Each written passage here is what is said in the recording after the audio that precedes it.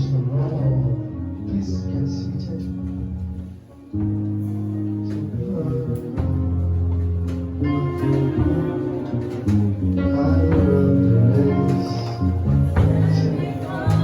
Hebrews chapter 12, verses 1 to 3.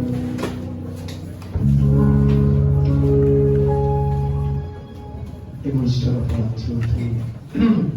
The Patriarch Diary series 2, this is part 3. I'm concluding the second series today. The Patriarch Diary series 2, this is part number 3. Hebrews chapter 12, verses 1 through 3. We're going to read together, so please let's. Hebrews chapter number 12, from verses 1 to 3. Are we ready? Are we ready? Hebrews 12. Waiting for those of us yet there. Hebrews chapter 12, verses 1 through 3. Are you there now? Alright, together let's read 1 to 3 go. Wherefore, seeing we also are compassed about with so great a cloud of witnesses, let us lay aside every weight and the sin which doth easily beset us. And let us run with patience the race that is set before us, looking unto Jesus, the author and finisher of faith, who for the joy that was set before him endured the cross, despising the shame, and is set down at the right hand of the throne of God. But consider him and endure such contradiction of sinners against himself, lest he will read and faint in your mind. So I've explained to us thus far. Now, what the writer of Hebrews calls the cloud of witnesses are all the patriarchs of faith in the Old Testament text of the Bible who served the Lord, every single one of them, who served God, believed in God's plan, in His Son. And essentially, He wants us to know that their faith their faith was seen in their service. Their faith was seen in their works. Their faith in God influenced and affected how they did things. And so it says that we are surrounded with this cloud of people. They ran their own race. Why does it say, consider him, lest he be weary? Because when anybody is running a race, there is always the tendency that you get tired. You get tired, you just sometimes get discouraged from the race. But naturally, when you have people who are running a race, an Olympic race or it's a marathon race, why is it that they keep running even though they are tired? Because they have the finish line in their head. They have the finish line in their head. And so, no matter how tired their bodies are, you see them keep dragging themselves, they keep dragging themselves, they keep pushing themselves, looking to that. That's an earthly sport. The same thing happens in football. Footballers are tired, they are worn out, the entire body is paying them for 90 minutes, we are not there yet. And what more, because he wants us to know that if we get really and faint in our minds, we have no excuse. There are people who are ahead of us who have run their own race without getting weary, without fainting in their mind. Jesus, our example, ran his own race without getting weary and fainting. So we have no excuse. We have no excuse to stop on the way, get tired, and say, well, I'm no longer interested. I'm no longer, We have no excuse. And so thus far we have looked at quite a number of people. We looked at Abraham, Moses, David, we looked at Joseph. Last week I explained around Sarah and Jacob. Something that I want to underscore just before I move on to the patriarchs that I want to teach on, explain on today. You observe that the moment Jacob left Laban's house, that was where I ended last week, and I was going back, he first entered at Shechem and then stayed a while there. I'll explain all that to you last week Sunday. And then we eventually told him, you cannot stay here, you have to go to Bethel. That's where I told you to go to. And the Bible says when he got there, Rachel died. She was about to give birth to her second child. She named the child Benoni, and Jacob called him Benjamin, but she died at that point. Immediately after that narrative, Joseph's story started in chapter 37. Now, these things, I've told you that the scriptures are intentional with how they process things. It's meant to steer you to think. Now, Jacob had 4 wives. 2 wives, legitimately anyway, but 2 attached wives. You know. His most loved wife was Rachel. Are you following me now? Rachel was the woman that he decided to engage in slavery for, in servitude for. Rachel. And yet the only or the first of his wives to die at a very tender age, I must add, was Rachel. It only takes a lot. The first is why the scriptures intentionally record Rachel's death before starting us on seeing Joseph's life. Because again, as you study Genesis, individuals are the focus. By the time you go from Adam, and you go to Abel and Cain, and you go over to Noah, and then from Noah to Abraham, and then to Isaac, to Jacob, then to Joseph. I started thinking that if you look at the way Joseph's life rolled, we have already looked at Joseph's life. It went contrary to how you would expect the life of a regular teenager to roll. Sold into slavery at 17 years, and he was there for 13 years before eventually, his dream became fulfilled, and he became the prime minister in Egypt.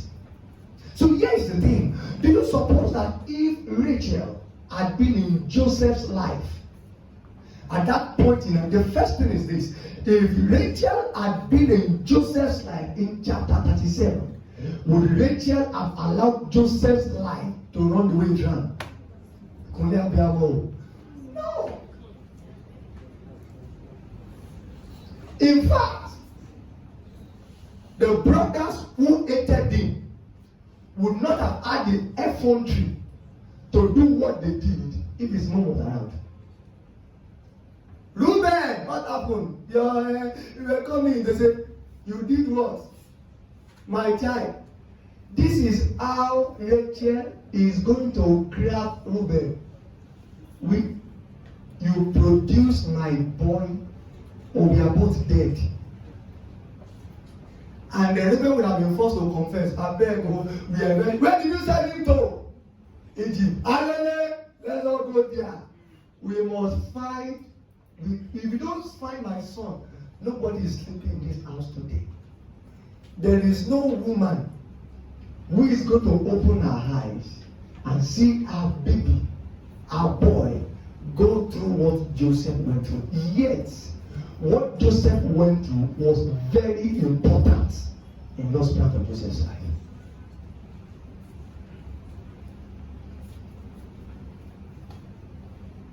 So he grew up without a mother, without a mother's affection, his mother's attention. Yet, that experience that he had was important in God's plan for Joseph's life. And the more he meditated on that, the more he kept saying the fact that, you see, there are many things that we call unfortunate circumstances that has a why. That's a why. Things that you look at and it's unpleasant. It's bitter. It's a bitter experience. It's not, why would this happen? Why would that happen? Things like that. And yet, there is a why behind it. And like I've often told you, many times, God is not even going to reveal to you the why. Let me tell you why this is happening in your life right now. It's because. No.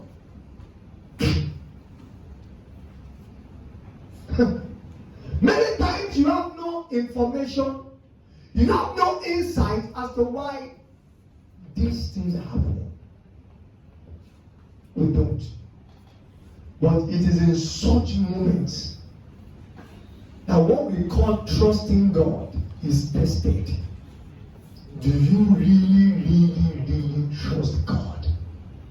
Because trusting God means that I may not understand this calculation, but I know that God is at work. There's this song that was it Minister Sinach? Even when I don't see it, you're working. Is this Sinach? Even when I don't feel it, you're working. You never stop walking. Yes. There are times like that when you see nothing and feel nothing.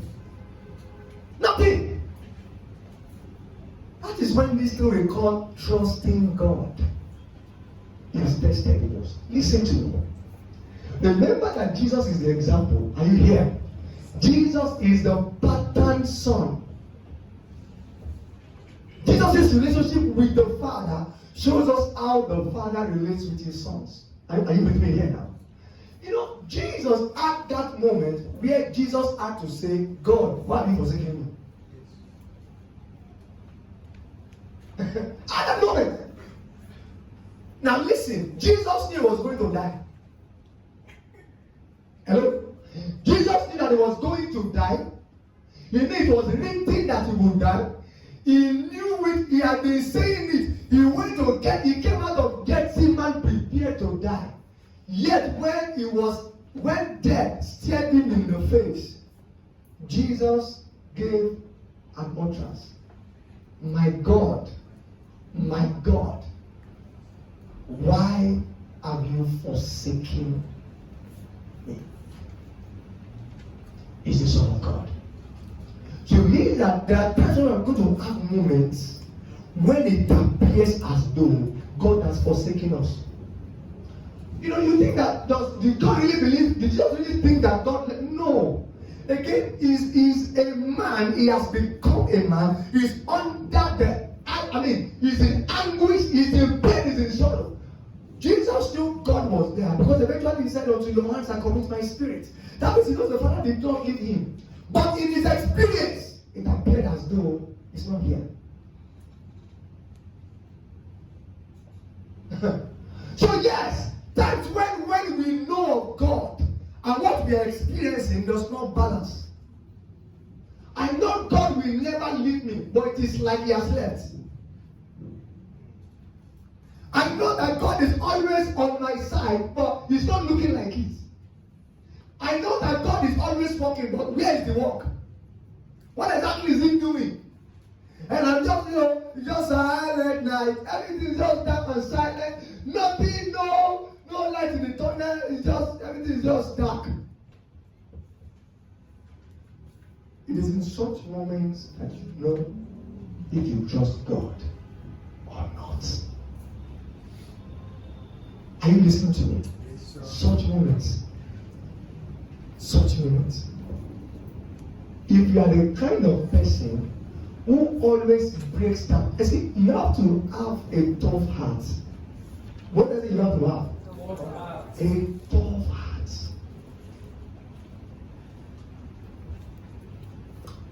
A tough heart. You are not a cry baby. A tough heart. A tough heart. Because everything happening to you cannot be breaking you into pieces. Cannot be. Anything and everything. You have just lost your composure. You have lost your stamina. You have lost everything. You are down, despondent, hopeless, helpless, just there. Every time. No. Your heart must be tough. Hello? Are you listening to me? Yes, your heart must be what? Say it again. Your heart must be what?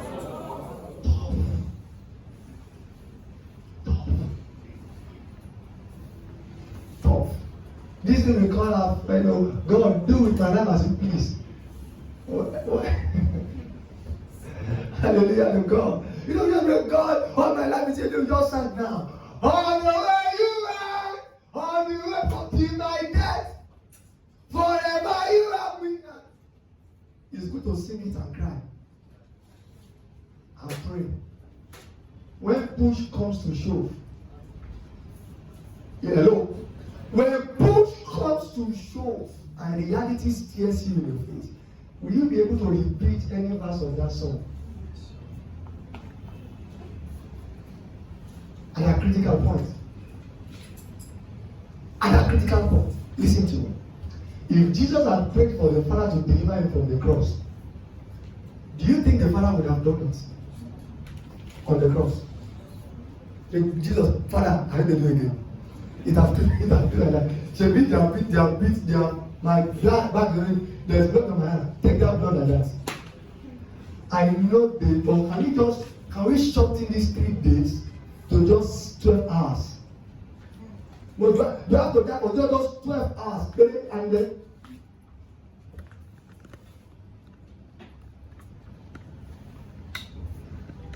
when we say God has a plan for your life, listen to me well and listen to me very well. When we say God has a plan for your life, it doesn't mean that by your definition everything will be smooth. No, we like to go down in Jeremiah. And God knows the thought that He thinks of me, thoughts of good and not of evil, to give me a what? Yeah, thought of good and not of evil. The point is your definition of good and God's definition of good is not always the same. God's good in your interpretation might be bad. It might be bad. And because you have already surrendered to Jesus, unto thee I surrender, unto him I freely give. I will never love and trust him. And you have sang that song, and God believes you. She is my child. She does not lie. She meant what she said. She said she will always love and trust me. She meant what she said.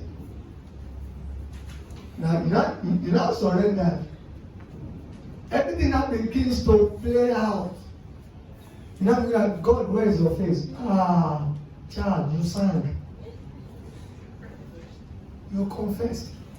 And I believe what you said.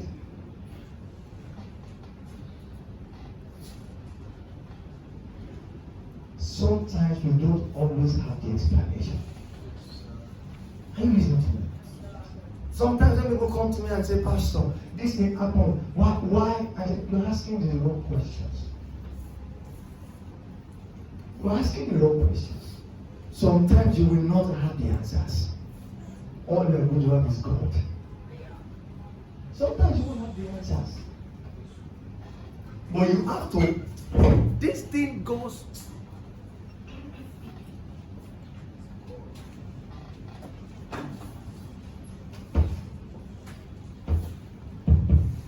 This thing goes. They are picking my utterance. But remember the ministry that told me. Listen to this. I'll find it for. I'll find it. I said this thing goes away. What does it before then? Sometimes you may not have the answer. All you have is God. Okay. So this thing goes. It is not that this thing goes far beyond. You are just talking and you are confessing. It goes far beyond just saying, I trust God. That confession will be tested. Because I trust God means that even when I don't understand what God is doing or how God is doing it, I know it can never be against me. No way! God can never be against me. God will never choose a side against me. Never. So I will not understand what exactly is happening. I don't really understand why. But I know what I know of my God is my Father. There is no way God is ever going to just wake up on one side of the bed and say, I want to make Toby cry. No way. Do you understand? Yes. Do you understand? Gabriel was doing here today. Let's make somebody cry. And it's been long. Nobody have been. No, people have not been crying for some days. Who? God that told me just do something, you just want him to see him cry. How can they just be laughing without crying? Let them cry. It's not possible. Do you understand? That is trust. That is trust. No revelation, no vision, no nothing. God, but tell me now, I did. If you just explain it to me, my heart will be at rest. If God has to explain before you trust Him, then you don't trust Him. Then you don't trust Him. Imagine that someone sends you a screenshot of your dad, and then your dad was telling an armed robber or an hired assassin, this is the address of my daughter. Go to her school and kill her tomorrow. This is her routine. She goes past this and they show you the screenshots and you see your father's name on it. What is this you are going to do? Have you done a good father? We assume. What is you are going to do? You call your dad. Dad! You're looking at man, no? I just saw the screenshot now. You want to kill me? But what did I do now? I don't need to do that. The first thing I'm going to tell you is Photoshop. They photoshopped it. How do you know the Photoshop? I know my father. My father can never arrange for me to be killed. I know my father. It's not possible. Can't you see this? Say, oh, technology has gone past that level. They can screen, they can Photoshop anything. See, I say here. See, in this world, have you not read the news? And these people are killing. No, you don't know my father. You know my own father. Forget about whatever you are reading in the news. I know my dad. I grew up with him. I know things he can never do.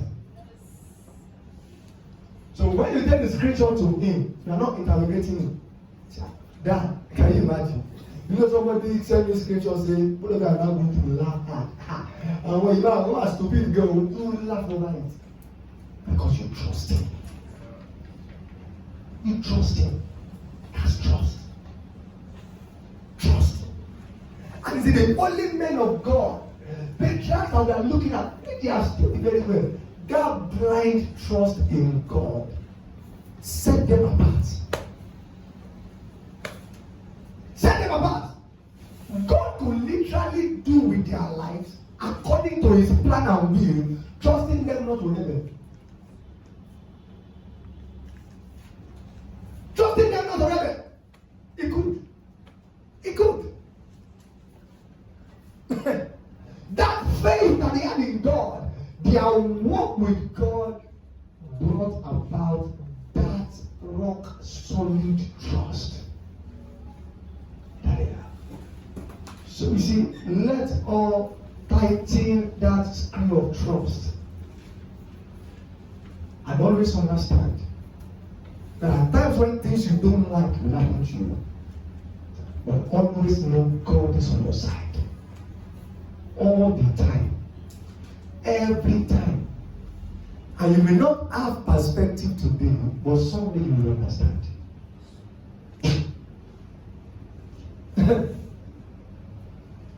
By the time Joseph became prince in Egypt, he looked back.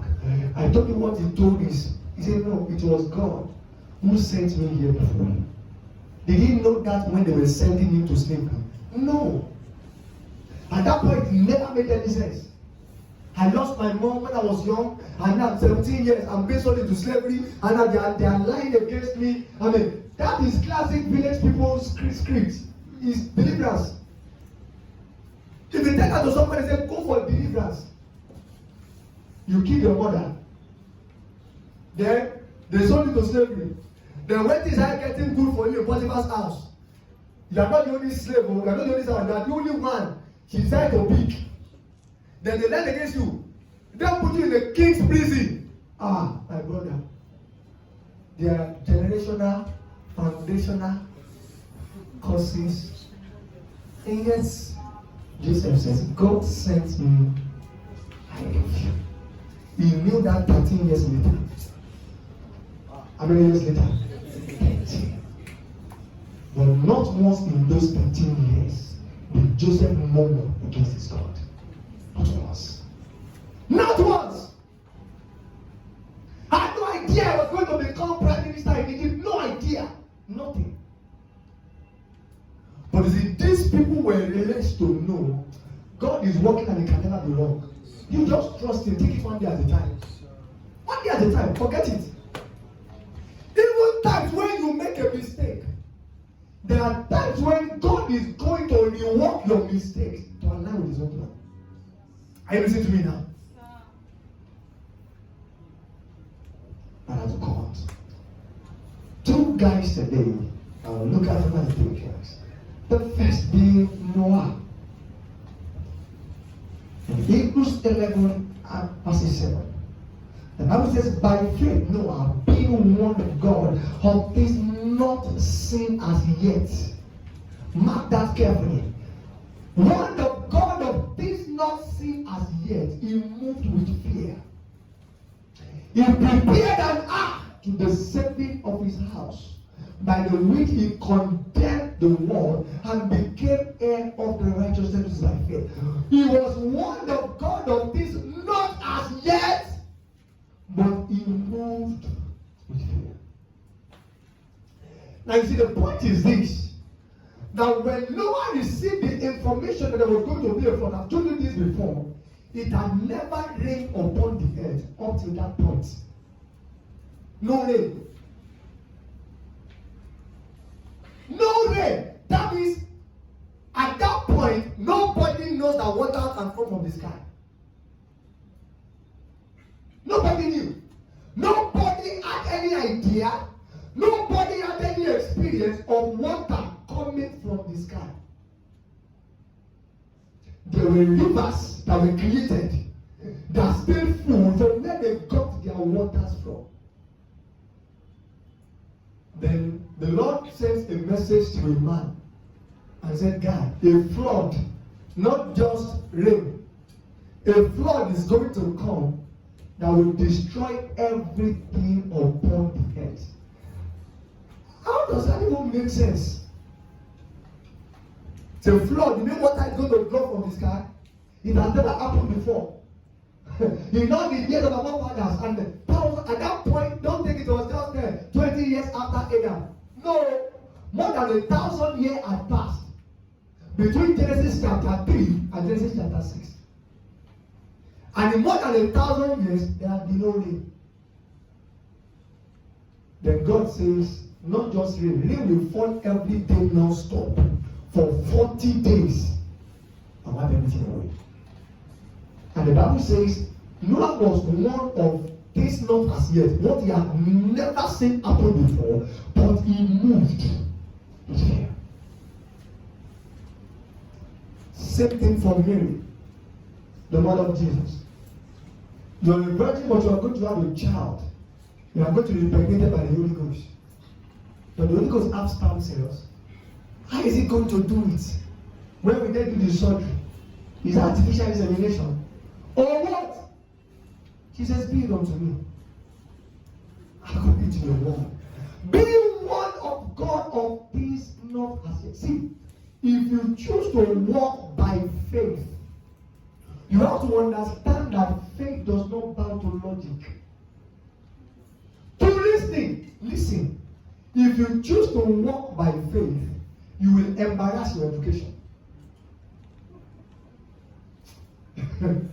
Do you know what I just told you now? You will embarrass your education. You will embarrass your lecturers. Because there are things God will call you to believe. Now, nobody will believe any right thinking person to believe it. Nobody will expect anybody whose brain is working well, whose brain is functioning well, to believe it. Nobody. Think that when you share it with people, people are going to say you have lost your mind. How can you be believing God for this kind of thing? How can you say, but that is what it means to walk by faith. And I told you, see, I know that, many times I told you want to blend in with the world and want to see us as we are sharp guys, we are wise. I said, listen, if we are walking by faith, we are already stupid.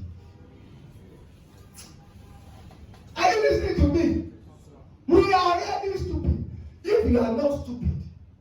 Somebody came to tell you a story that somebody was given back to without sexual intercourse, and you believed it. Do you have sense? The God became a man. How did he, at what point did he do the divine transformation? It just happened. So you mean that there was an embryo without egg cells and sperm cells? You don't have sense. You are daft. And you just believe it like that.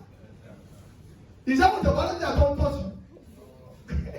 And is that what they are taught in medical school? And you believed it. They said somebody died, rose again, and went up.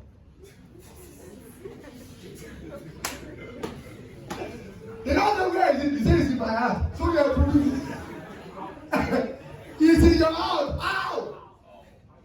Say, where is the Spirit of God? The Spirit of God is in my heart. Where is your heart? You mean I can carry you right now to the theater and I dissect you? I'm going to see the Holy Spirit in your heart. Say, no, that's not what I'm trying to say. Oh, I know that. No sense. The things we believe, we are believing that one day we are going to receive a body that cannot die. Does that one make sense? We are believing that we are going to live forever. Body will not perish, will not grow old, will not. Do we have sense? We don't have sense now. So why are you trying to convince people that you have sense? What's the problem? We already know you don't have sense. All of us know.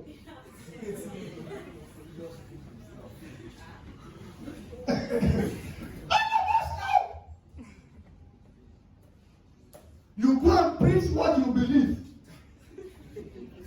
on the street to people with your full chest. We can't with your full chest. Just say, God became a man and you are confidently hearing it.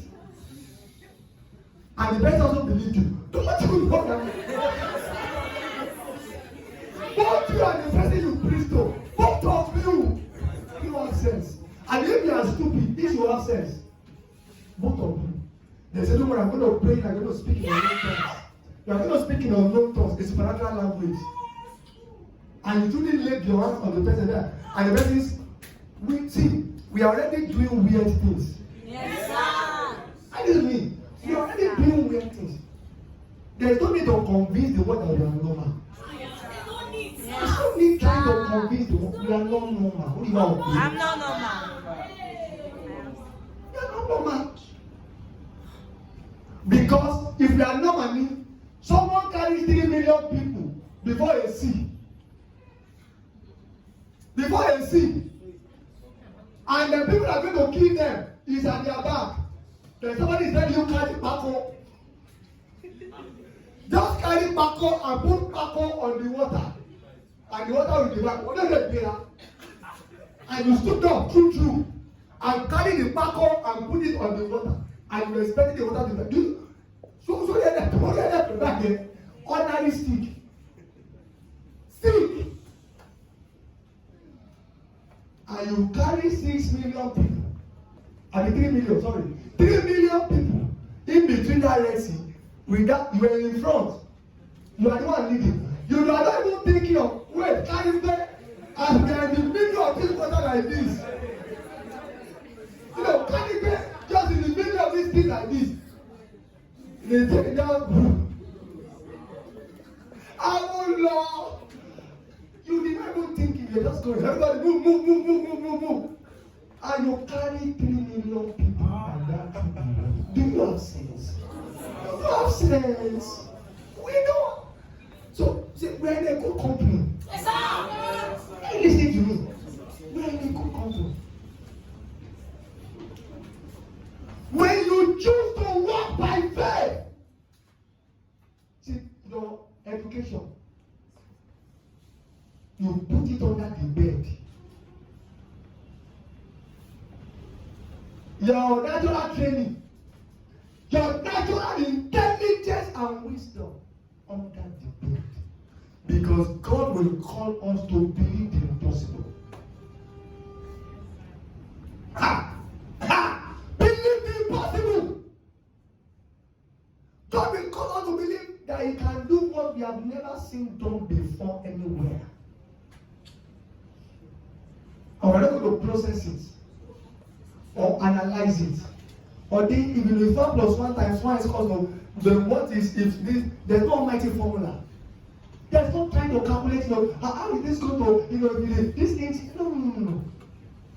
Did God say that it is going to happen?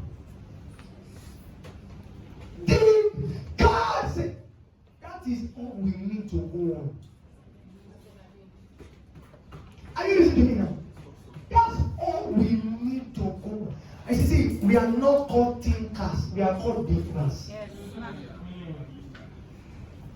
We are not called thinkers or analysts. No! We are called believers. Believers.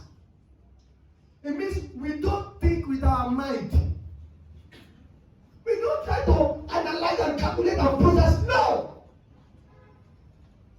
There are times when God will simply say, do this will happen.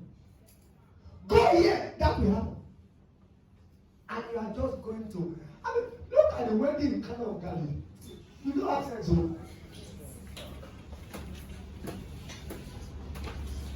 You were people that went to buy wine for the wedding. You know where they sell wine. The wine finished. Then when you have somebody who did not do chemical engineering or chemistry science, have you anything chemical, no experience at all. They say no wine is a carpenter. Then, are you going to construct boxes where they're going to pour wine? Carpenter. Akabaho is who they went to solve their wine problem. They just go and fetch water. Then they went to fetch 6 drops of water. Then they got water. Go and give your guest.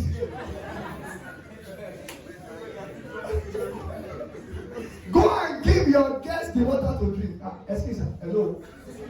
When I went out, we were thinking that at least in a water pond, at least that will go easy for us. Is that the water?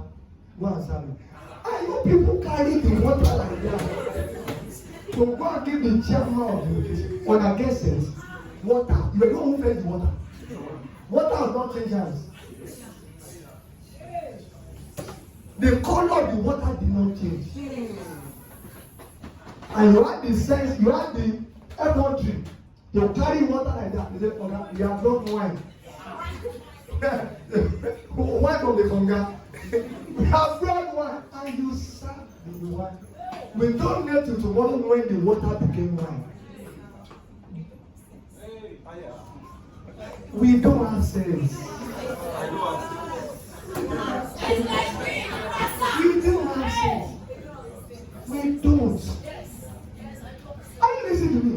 That's what a walk with God demands.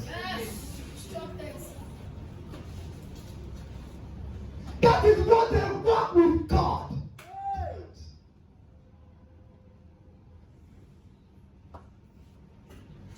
That was Noah.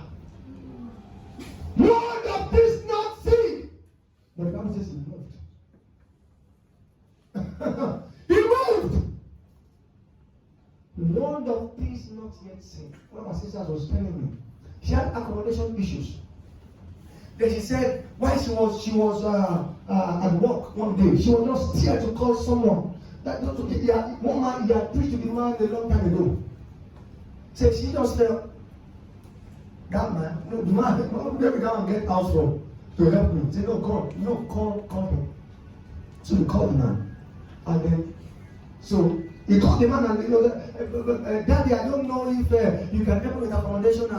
And the man was like, so the man said, I was standing because the man was in church in Nigeria today. And so the man said, as we were talking, there was man narrating the story to me.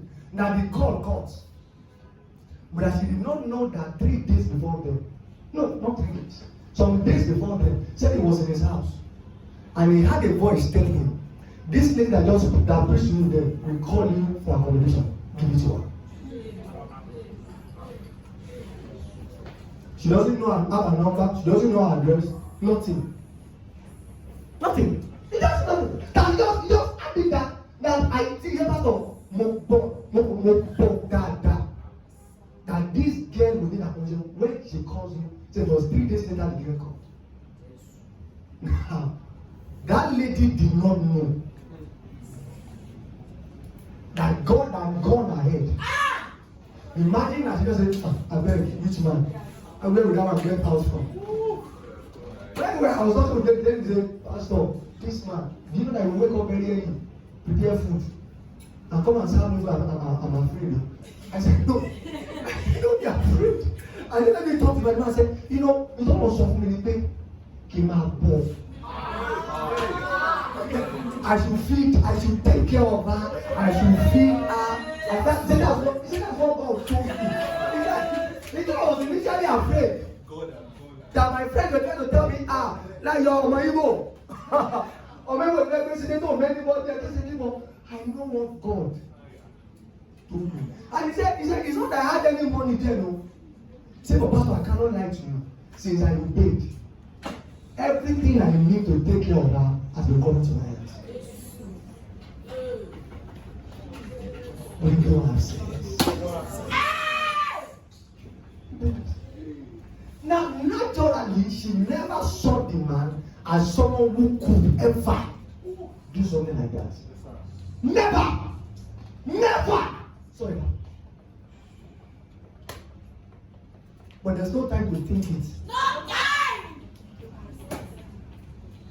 We don't think things through. God thought about it before He told you.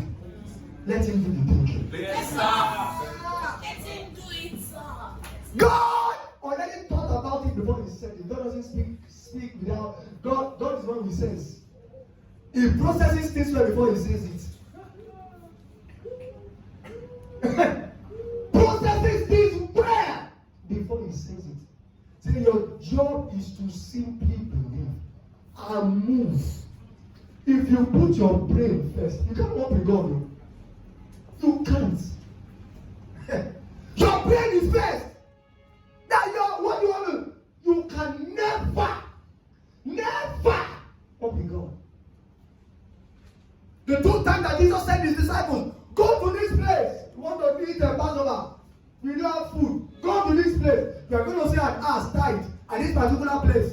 Just if the man tells you, why are you losing my cow? That is the Lord needs it. And they didn't even think of come back. We are losing someone else's cow. You now say, hello, excuse me, what are you doing here? The Lord said He needs it. Which Lord?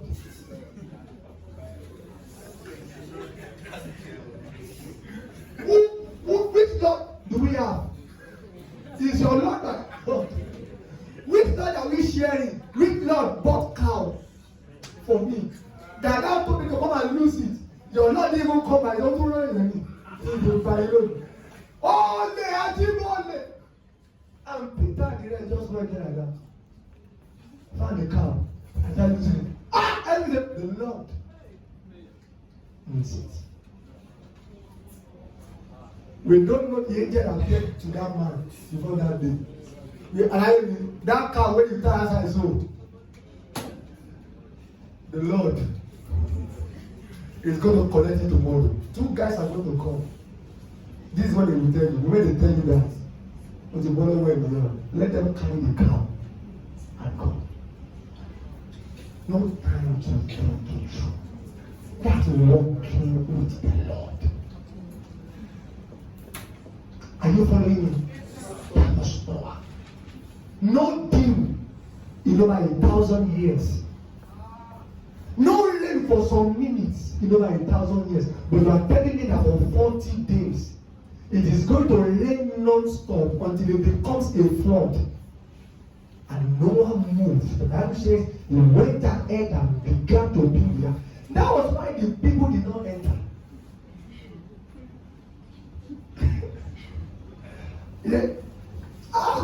I love that this Yoruba Baba?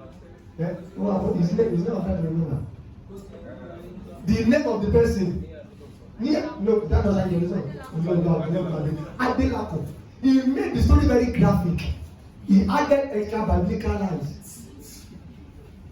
There. The man said everybody was laughing as he was building the ark. No! He was better the ark. Do you have sense like this? You are not even saying rain will come for today, rain is going to follow. You are saying that it will rain for 40 days. Every day. You said, think what you are saying. Think calm. It makes sense. It makes sense like that. And they kept preaching. Nobody entered the ark. Preached about 100 to 220 years. Because what he is preaching does not make sense. And they built the ark so large. It has story building. You read it well. First story, second story, third story. It's like a ship. You build it like a ship. Add different story buildings because of what? Flood. Flood will come. But the Bible says Noah moved with fear and built the ark. And just like the Lord said, it began to rain. First day, second day, third day, fourth day, fifth day. It's like what this man is saying is true. Before they no, we don't believe now. You are right, let's enter. Noah was shouting. In the Bible says it was God who shot him because Noah would have had compassion. When he sees his business partner under the rain, no! Remember, me and you, we have to be a business guys, so we have to know. You can't do this to me, you can't say, you don't do. Open the door. The door was supernaturally locked. Point us Noah's obedience. Even though he did not see it. He had no previous experience of it. You know why God cannot challenge you to believe for certain things? You're always thinking. You're always thinking. So I think that God is not daring you to believe for. Think that God is not daring you to believe for. Because you are going to spend nights and days thinking about. I've told you the story of the woman who came to him, who lost his womb to abortion when she was younger. And she carried herself to Bishop. As a bishop, I need a child. So, but I don't have a womb. Bishop says, is he carrying the womb or womb? Say, but if I don't have a womb, where will I carry the child? Bishop said he told her, if you like, carry the child in your leg, or in your head, or in your chest or stomach. If I say you will have a child, I will give it. You will have it. So the woman packaged herself. Sharp. I believe. Then they prayed over her. And 9 months later she came. The womb by the child was there. She was quick to put herself back in order. Say no, whether you put it in your leg can be growing faster. One leg. Why is your leg big like this? I'll carry a baby in the leg. Carry a baby in the leg. Or in your spinal cord. Anywhere you want to put the child, you shall have to have a child. Move with fear, being warned for things not. Are you sure you are ready to believe God? Yes, sir. Are you sure? Yes, sir. Are you ready to believe God for the impossible? Yes, sir. See, God is not bound by our science. He is not bound by our science. He is not bound by our time. He is not bound by all the things that binds us. God is not. So when God talks, God is speaking from his own infinite realm. He is speaking according to his own science. Speaking according to his own power. Speaking according to his own might. Speaking according to his own vision. That's God. That's God. When speaking from his own realm, not from your own realm. You don't bring down what he has said to start using limitations of our realms to analyze it. How is it going to happen?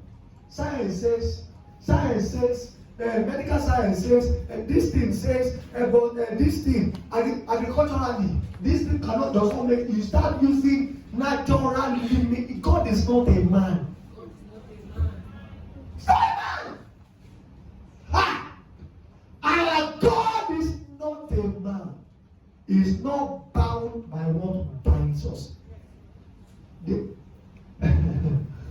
There is nothing that God cannot do when he sets out to do it. Nothing.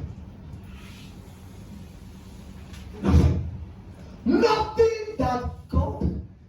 You cannot read this book called the Bible and still have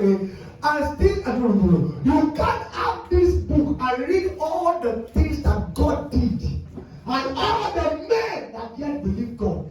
I have a small mind when it comes to following God. You can't. You can't. You read through Exodus, through Numbers, and yet God is telling you, I will do this. You are like,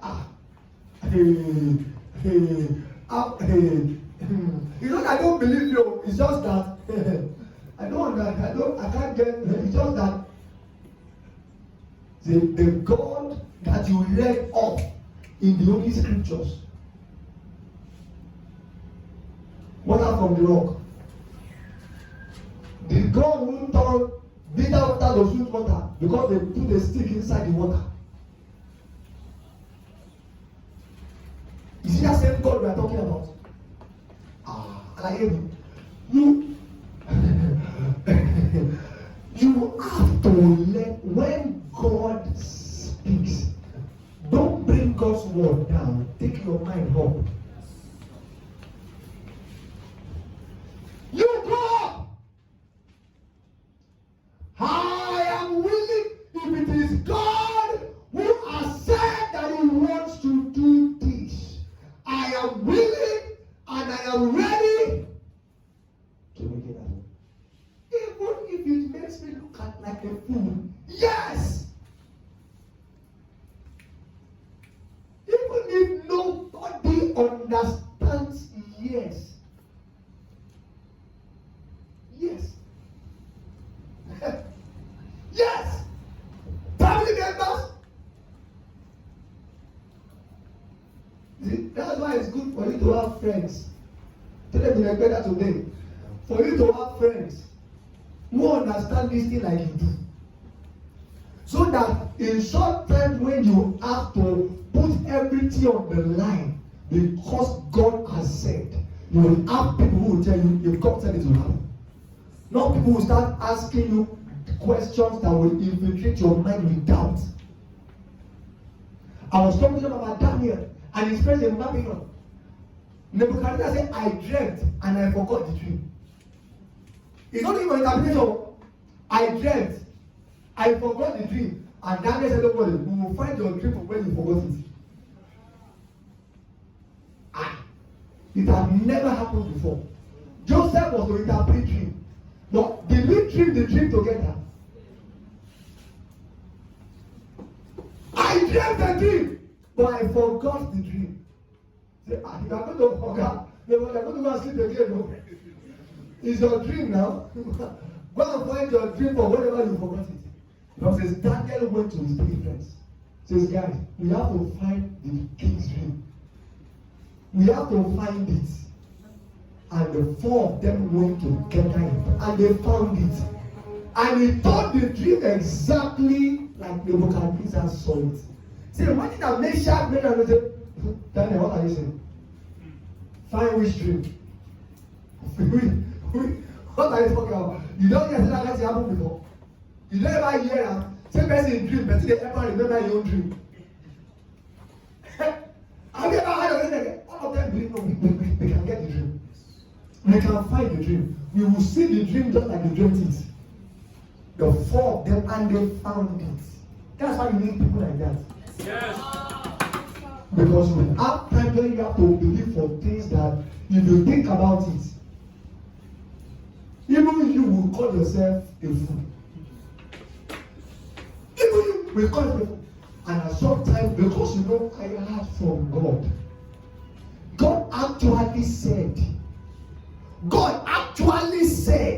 this was exactly what God. I believe it. Look at the examples of Jesus. That was the issue they had.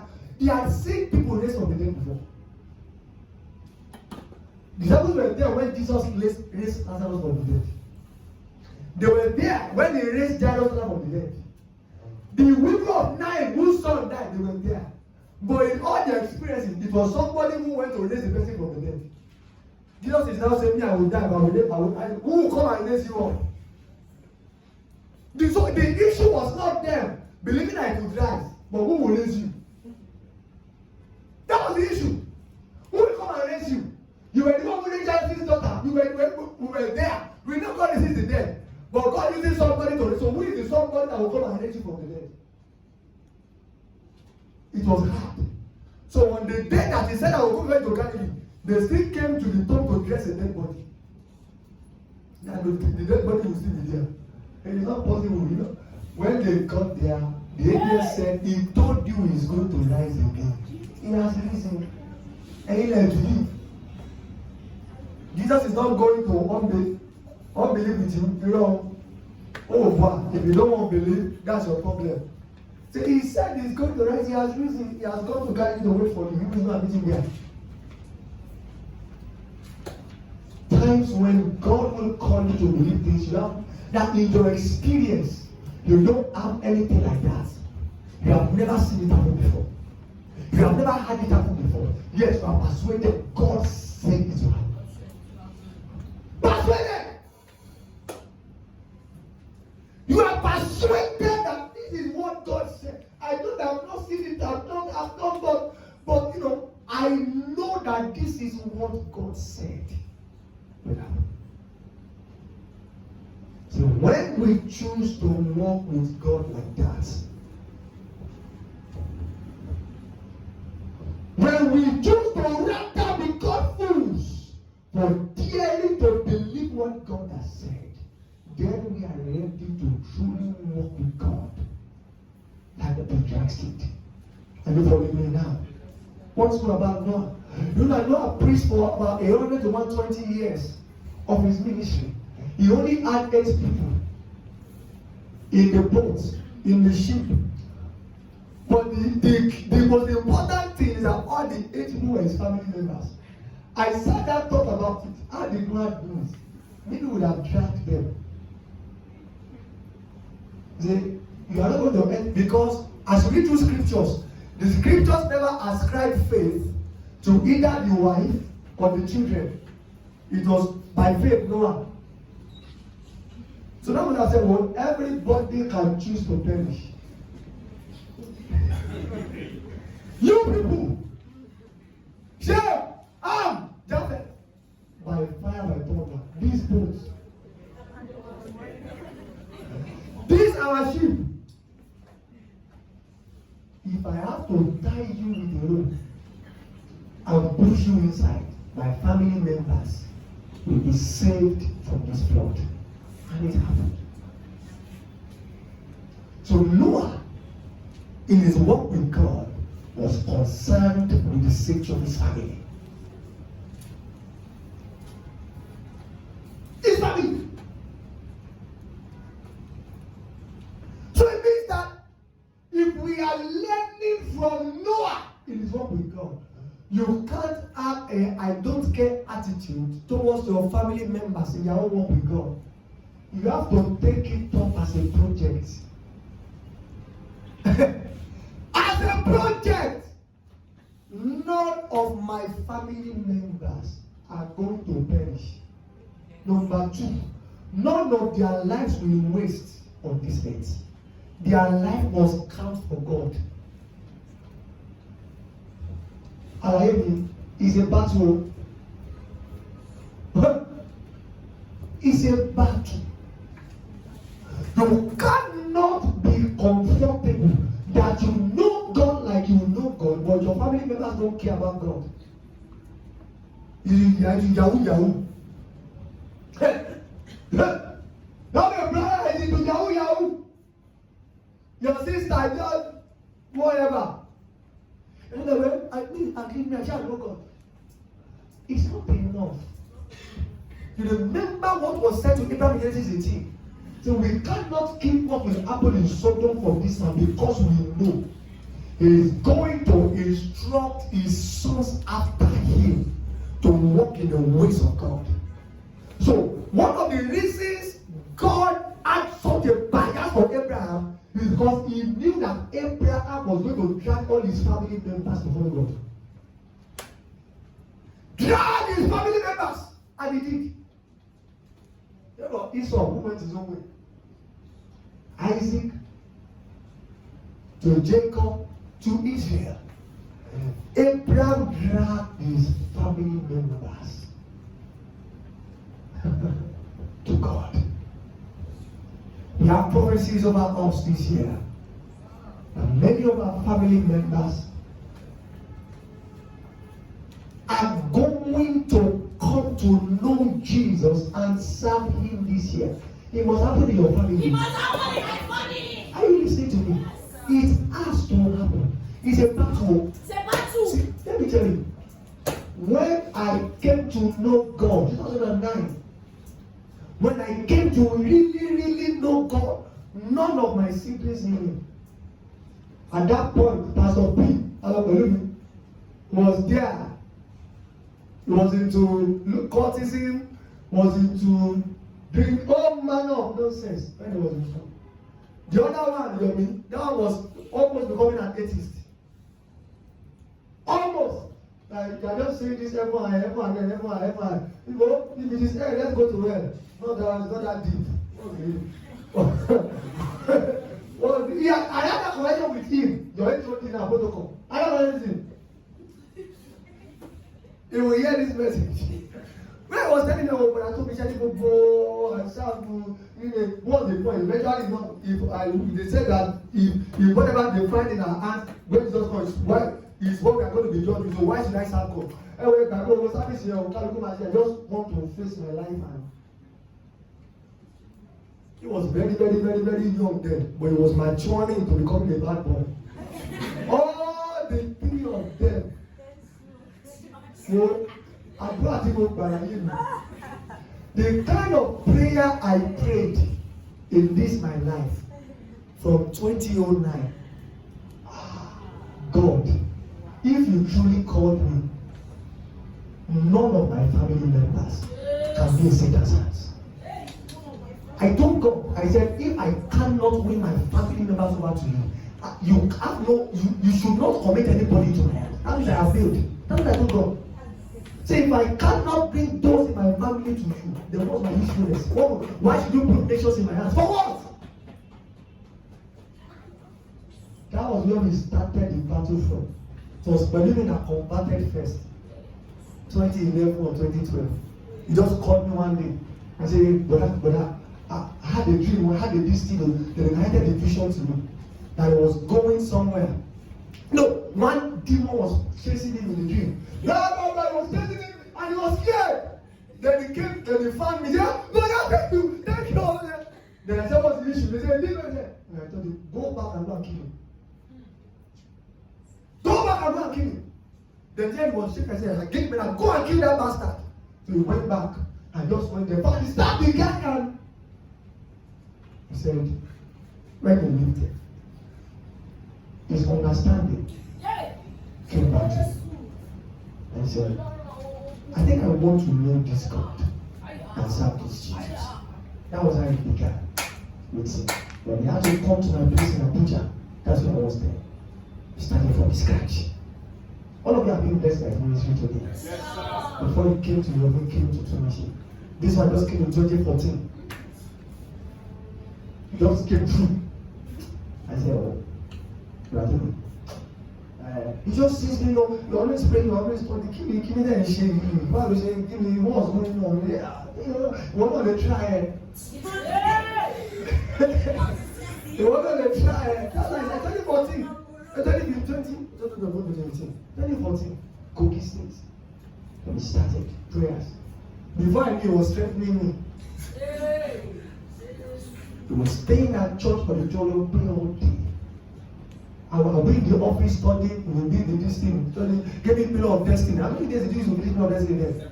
7 days. If you know pillar of destiny, you don't know that book. That book is from morning till evening.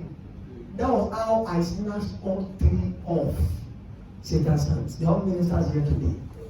I cannot be serving God and my family members will not.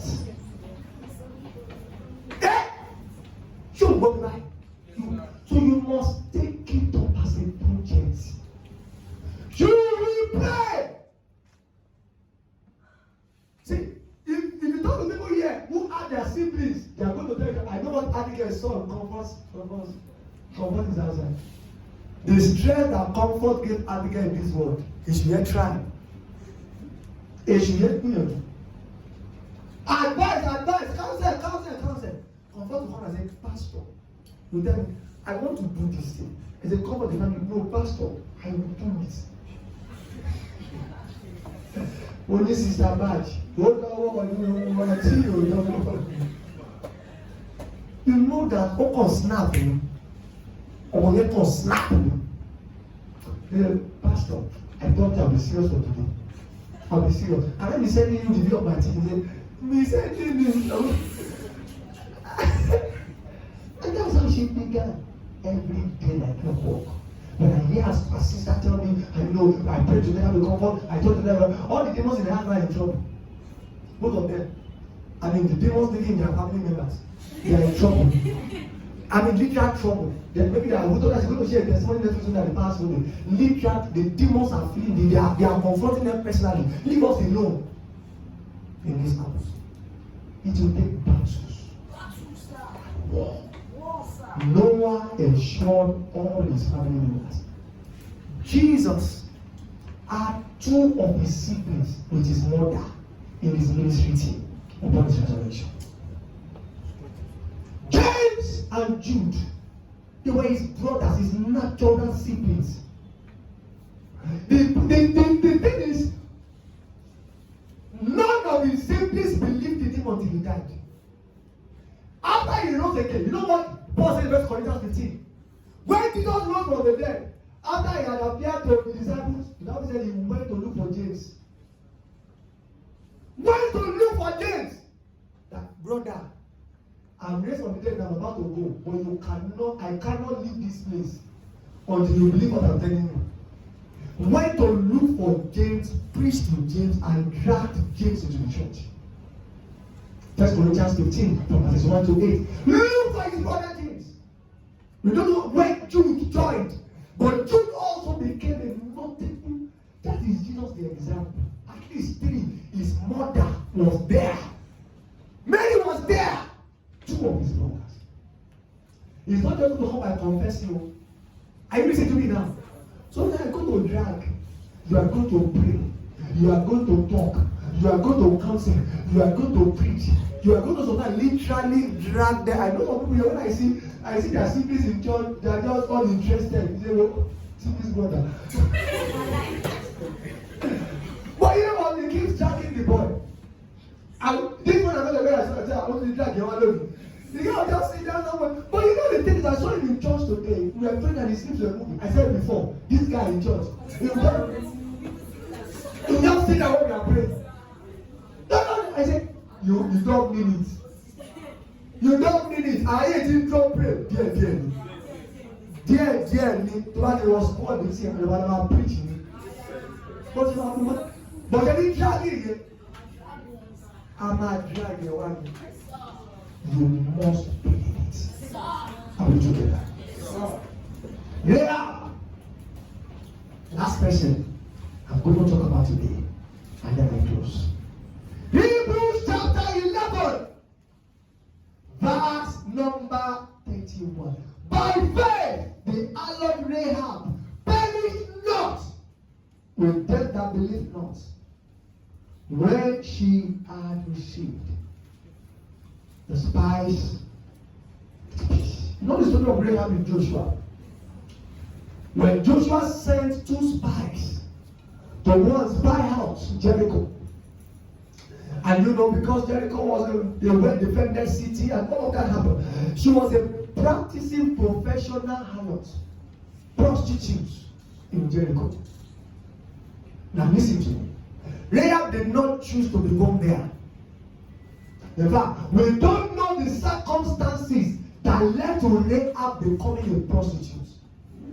But when Rahab saw an opportunity to go after the God of Israel, she took her life in her hand and started a new chapter by herself. The king came to her house. You are hiding some guys. They are not hiding them. Oh. They have actually left. Oh. And she hid them in her house at the risk of her own life. Hid them in her house at the risk of her own life. Eventually, Rahab and his family became saved from the destruction of Jericho. They harmonized into the tribes of Israel. And made it into the patriarchs of faith. The content of Hebrews wants us to learn from Rahab. And it is never ever too late. It doesn't matter how bad your history is. It is never too late to write a new chapter. Please pray for me. Never too late to write a new chapter. Never too late. Never too late. Never too late. The man was talking about God who came to Better this morning. The man was over 60-year-old. And the man said, you know that, what you are doing in this church, I'm so glad, I'm so happy. And says since Victoria came into our compound, she has brought life back into our compound, she has brought prayer back into our compound. Everywhere is praying and this is what I would have been like. This is what I wanted to be like when I was younger. He said, but I know that I have grown old. But I know that God brought I here so that I can start again. He's over 60 years. At 60 years. So there are times when there are things in your history that you could not change, that you could not do anything about, where you were brought up here. Many of us lived our life the way we lived it because of environmental influence. But God always calls us to open new chapters, like Rahab in Jericho. And listen. It does not matter how your life has been thus far. It doesn't matter how you have lived your life thus far. It doesn't matter the things you have done with your life before now. If you will allow God, God is going to open new chapters with you and do beautiful things yet with your life. The writer of Hebrews boldly wrote, Rahab the harlot wants us to know she was an harlot, a prostitute. Yet God did something beautiful with her life. There are people who were virgins in Israel who did not make it to the chapter.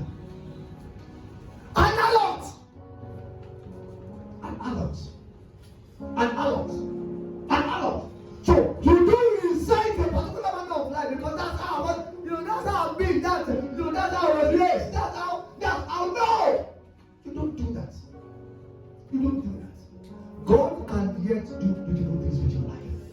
And listen now, you may have made mistakes, terrible mistakes, life-defining mistakes in your life.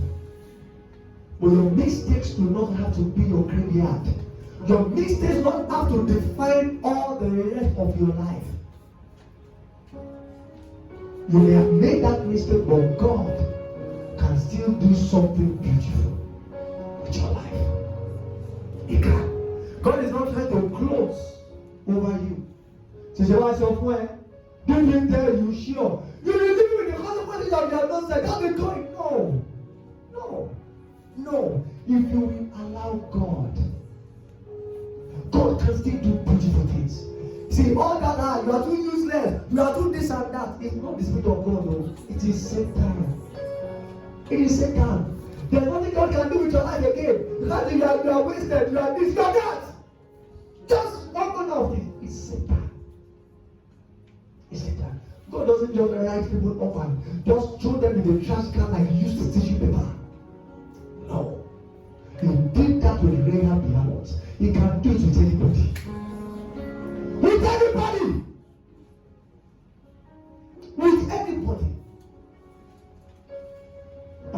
told me when they were much younger, they used to go to brothels for evangelism. So because those people they don't like to hear, so they pay the prostitutes as though they want to have sex with them. So those ones will take them inside the house. Then when they lock the door, they say, keep the money. I didn't come here for this. I came here to preach. Then they will start preaching. And that's what they were doing then. So there was this lady prostitute he met there in the a prostitute. That that entered the room and the lady was ready to say, no off clothes. I didn't come here for this. I just came to preach to you. And circumstances may have led you to prostitution, but God can give you a fresh start. And he preached to her, and she believed the gospel. As I speak in tongues. And she said some years later, she found a lady. She had married a pastor. She was doing well in her work with God, serving the Lord. And I was like, what? And she said to him and said, thank you for that day. Thank you for that day. I could never have thought that God can still do something through me when I was in prostitution back in the day. But our God does that with many people. Are you listening to me now? So don't write yourself off. Don't. Forget the lies the enemy is whispering into your ears. Don't write yourself off. God is a God of new beginnings. God of new beginnings. God is a God of new beginnings. Rahab saw a chance and she took it in both hands. She left the idolatry of Jericho and left a positive way of life and became one of God's own people in Israel. That also instructs us as well to also never write off people, no matter how bad they are. I did a teaching for you last year, the God of the bad boys. I had no idea what impact the teaching had on many people. I've found many people in different places. God told me there's this teaching you did, the God of the bad boys. He did this thing to our ministry, did this thing to my life, did this thing, did this thing, did this thing, did that thing.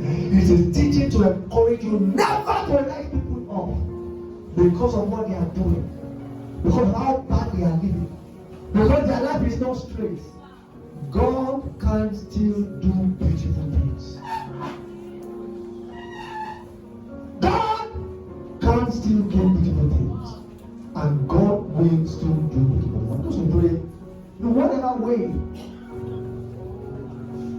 that God's word this evening has ministered to you as a person, take it to God in prayer.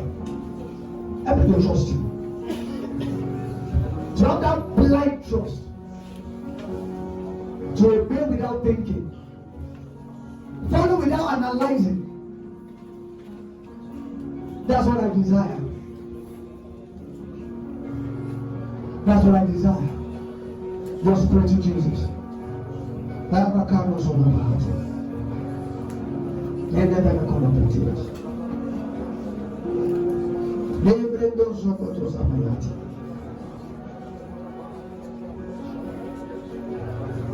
You're already writing yourself off. This is the time to talk to Jesus. I want new beginnings with you. I want to start afresh. The days in my past were not lived as I ought to live them. The days in my past were not the way, were not lived according to your plan and your will. But you give new beginnings. You give new beginnings. You give new beginnings. I believe what you say concerning me, I'm not the write-off. I'm not the useless thing. Not the write-off. Not the useless thing. You still have a plan for my life. You still have beautiful things with my life.